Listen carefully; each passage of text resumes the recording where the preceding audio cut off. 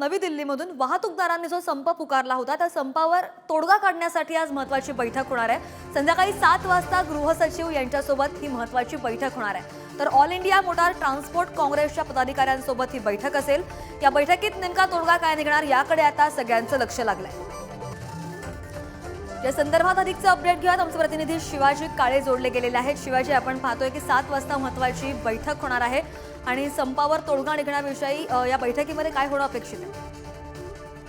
All India motor ट्रान्सपोर्टचं म्हणणं असं आहे की जर एखाद्या रन अँड हिट अँड रनच्या प्रकरणामध्ये जी शिक्षा करण्यात आलेली आहे, जो दंड ठोठावण्यात आलेला आहे ड्रायव्हरसाठी, तो मोठा आहे। चुकीने जरी एखाद्याचा मृत्यू झाला तर त्यासाठी ड्रायव्हरला जबाबदार धरलं जाईल आणि ड्रायव्हरची महाराष्ट्रातली असो किंवा देशभरातील असो पगार किती असतो, त्याचबरोबर रस्त्यावरती होणाऱ्या अपघातांची संख्या पाहता अशा पद्धतीने जर ड्रायव्हरवरती शिक्षा केली तर त्याचा मोठा परिणाम ड्रायव्हरवरती होऊ शकतो। यामध्ये तोडगा काढणं गरजेचं आहे।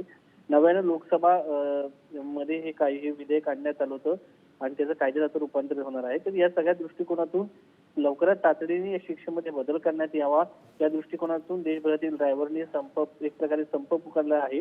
त्यामुळं वाहतुकीवरती त्याचबरोबर जनजीवन विस्कळीत होण्याची शक्यता आहे। त्या दृष्टिकोनातून आज ही महत्वाची देशातली बैठक होत आहे। त्यामुळे काय नक्की तोडगा काढला जातोय हे पाहणं महत्वाचं आहे। बरोबर शिवाजी, तुम्ही जसं सांगितलं की ऑल इंडिया मोटार ट्रान्सपोर्ट काँग्रेसच्या पदाधिकाऱ्यांसोबत जी महत्त्वाची बैठक होणार आहे त्यामध्ये नेमकं काय होतं, काय तोडगा निघतो यावर आता सगळ्यांचं लक्ष लागून राहिलेलं आहे। धन्यवाद शिवाजी, तुम्ही दिलेल्या सविस्तर माहितीसाठी।